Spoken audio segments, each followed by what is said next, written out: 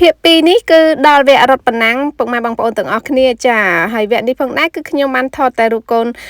វគ្គកូនខ្ញុំដែលគាត់រត់ប៉ុណ្ណឹងទេវគ្គផ្សេងគឺគេរត់អស់ហើយចាហើយនៅសល់តែកូនខ្ញុំហើយនឹងក្រុមកូនខ្ញុំនេះចានិយាយទៅដៃគូគេនៅសល់តូចតូច3នាក់ហ្នឹងណានិយាយទៅកូនខ្ញុំភាគច្រើនរត់ជាមួយនឹងដៃគូគាត់ចាហើយនេះអ្នកគ្រូគាត់ថាឲ្យត្រៀមចានេះគាត់ត្រៀមបានល្អណាស់និយាយចាគាត់ថាចាប់ដើមរត់គឺថាប្រឹងរត់តែម្ដងចានេះគាត់រត់ទៅគាត់ក៏លេងរមើលខ្ញុំអត់ឃើញនរណាគេមកអូអេអញ្ចឹងហើយតាមពិតទៅខ្ញុំនៅថតកន្លែងខ្ញុំស្រែកថាកូនណាប្រឹងអញ្ចឹងណាតែគាត់បានឃើញខ្ញុំទៅចាហើយនេះគាត់រត់ហើយសោយអាចុងក្រោយនេះចាគេដល់កូនដៅហើយដល់កន្លែងខ្សែហ្នឹងហើយអញ្ចឹងគាត់ឃើញគេដល់ហើយអញ្ចឹងគាត់ត្រឡប់បួមកវិញហើយអ្នកគ្រូគាត់សោយអញ្ចឹងណាអ្នកទាំងអស់គ្នាហ្នឹងហើយអញ្ចឹងបន្ទាប់ពីការរត់ប៉ុណ្ណឹងនេះហើយអញ្ចឹងទៅគឺយើងចូលហ្គេមថ្មីគឺការទាញព្រ័ត្រអ្នកទាំងអស់គ្នាអញ្ចឹងដំបូងឡើយការទាញព្រ័ត្រនេះផងដែរគឺយើងលេងទាញព្រ័ត្រជាមួយនឹងកូនក្មេងជាមួយនឹងកូនក្មេងចាក្រុមមួកពណ៌ផ្កាឈូកជាមួយនឹងក្រុមមួកពណ៌សចាអញ្ចឹងទៅគឺយើងបែងចែកគ្នាអញ្ចឹងទៅអ្នកគ្រូគាត់ចាប់ផ្ដើមរាប់ហើយចាឲ្យត្រៀមអីចឹងទៅហើយឲ្យខាងក្រុមមួកផ្កាឈូកហ្នឹងគាត់ចាប់ផ្ដើមលើកខ្សែចាឥឡូវគាត់ចាប់ផ្ដើមរាប់ហើយចាប់ផ្ដើមទាញហើយប្រឹងអីចឹងទៅចាដំបងមួកពណ៌កាឈូកហើយបន្ទាប់មកដំបងបន្ទាប់ទៀតគឺយើងចូលមួកពណ៌សតែម្ដងចាហើយប៉ាម៉ាក់វិញគឺថាស្រែកកូនអើយប្រឹងចាមិនថាខ្ញុំមិនថាគេទេគឺថាស្រែកតែម្ដងចឹងអ្នកទាំងអស់គ្នានេះហើយគាត់លេងចឹងនិយាយទៅខ្ញុំឃើញកូនលេងគឺសប្បាយចិត្តមែនតើអ្នកគ្រូលោកគ្រូគាត់គឺប៉កែ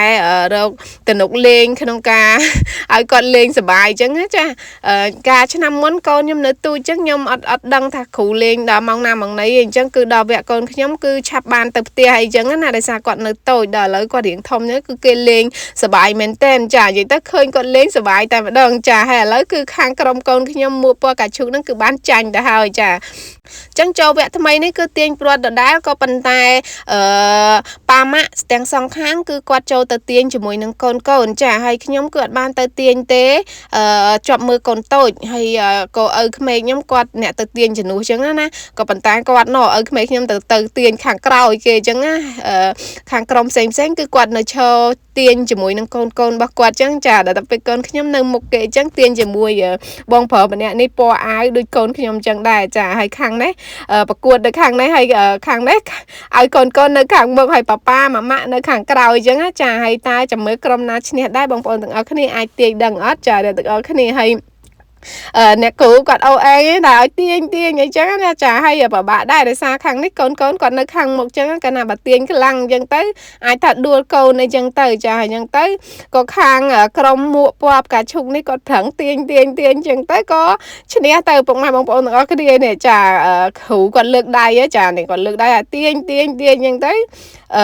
ទាញបានបន្តិចទៀតគឺខាងក្រុមកូនខ្ញុំឈ្នះអ្នកទាំងអស់គ្នាគឺមួកពណ៌ផ្កាឈូកណានេះទាញអត់ទៅទេដោយសារតែពួកគាត់នៅខាងក្រោយហើយឲ្យក្មេងៗនៅខាងមុខចឹងណាអ្នកទាំងអស់គ្នាឥឡូវនេះគឺថាក្រុមកូនខ្ញុំឈ្នះហើយគាត់ថាប្រកាសថាក្រុមមួកពណ៌ផ្កាឈូកឈ្នះកូនខ្ញុំស្រែកលោតអកឆេងតែម្ដងនិយាយទៅគឺសប្បាយចិត្តតែម្ដងណាដោយសារតែបានក្រុមគាត់ឈ្នះអីចឹងទៅតែពេលឥឡូវយើងចប់ក្នុងការទាញជាមួយកូនហើយឥឡូវចូលដល់វគ្គថ្មីនេះគឺថាឲ្យក្រុមខាងកូន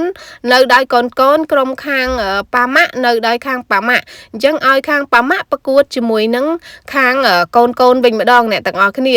ចាំមើលថាតើក្រុមណាឈ្នះដែរអ្នកទាំងអស់គ្នាអាចទាញដឹងទេចានេះហើយអ្នកគ្រូគាត់ចាប់ផ្ដើមប្រកាសទៀតហើយកូនត្រៀមចាប្រឹងអីចឹងទៅនិយាយទៅមើលដល់វគ្គហ្នឹងគឺសប្បាយចិត្តមែនតើអ្នកទាំងអស់គ្នាគឺល្អមែនតើក្នុងកម្មវិធីនេះណាហើយតាយាយមិនថាតម៉ាក់ប៉ាយទេទៅអូអេចា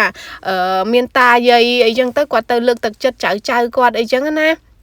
គឺមនុស្សច្រើនហើយឆ្នាំហ្នឹងផងដែរក៏មនុស្សរៀងតិចជាងឆ្នាំមុនអ្នកទាំងអស់គ្នាដោយសារតែកម្មវិធីត្រូវចាប់ផ្ដើមទៅលេងមេឃភ្លៀងអញ្ចឹងទៅក៏ត្រូវលើកទៅថ្ងៃបន្ទាប់ទៀតអញ្ចឹងប្រហែលជាគាត់អាចថាដាក់ច្បាប់អត់បានកន្លែងការងារដូចជាប្តីខ្ញុំជាដើមអញ្ចឹងគឺអត់បានមកទេដោយសារតែខុសថ្ងៃអីចឹងទៅដល់ពេលអញ្ចឹងទៅអាចថាអ្នកចូលរួមក៏តិចដែរបើឆ្នាំមុនអូយមនុស្សច្រើនមែនតែនចាឥឡូវយើងចូលដល់វគ្គយើងទាញវិញតែម្ដងចានេះអ្នកគ្រូគាត់ប្រាប់ទាញចេះប្រឹងកូនប្រឹងអញ្ចឹងណាប្រឹងកូនប្រឹងចាហើយនេះប៉ាគេដំបងអត់ហ៊ានទាញទេទៅខាងប៉ាម៉ាក់អត់ហ៊ានដំបងអត់ទាញទេ តែទៅពេលអត់ទាញអញ្ចឹងកូនគាត់មិនទាញដែរតែពេលអញ្ចឹងទៅបានគ្រូគាត់ប្រាប់ថាចេះឲ្យទាញតិចអញ្ចឹងទៅបានកូនគាត់មានកម្លាំងថាប្រឹងទាញគាត់ថាខ្លាចចាញ់អញ្ចឹងទាញឲ្យចាដល់ពេលហើយអ្នកគ្រូគាត់ប្រាប់ទៀតអ្នកគ្រូគាត់ប្រាប់ថាបានហើយជប់ទាញប៉ាម៉ាក់ចាបធូឲ្យកូនឈ្នះភ្លាមអញ្ចឹងណាអ្នកទាំងអស់គ្នាឥឡូវនេះចាអូគ្រូគេប្រកាសឲ្យថាអូឈ្នះហើយខាងកូនឈ្នះហើយចានិយាយពីថាគ្រាន់តែឮថាឈ្នះប៉ាម៉ាក់និយាយពីថាសប្បាយចិត្តណាស់អ្នកទាំងអស់គ្នានេះសប្បាយចិត្តលោតអក៏ឆេងតែម្ដងចាទាំងកូនខ្ញុំទាំងកូនគេធម្មតាទេខំប្រឹងទាញជាងទៅបានឈ្នះប៉ាបានឈ្នះម៉ាក់អូយគេសប្បាយចិត្តគេនិយាយទៅល្អមែនតើកម្មវិធីនេះចាហើយឥឡូវក៏បានឲ្យគាត់ធ្វើកិច្ចដើម្បីជំរាបលានិងអរគុណច្រើនអីចឹងទៅអញ្ចឹងគឺតែប៉ុណ្្នឹងឯងវីដេអូ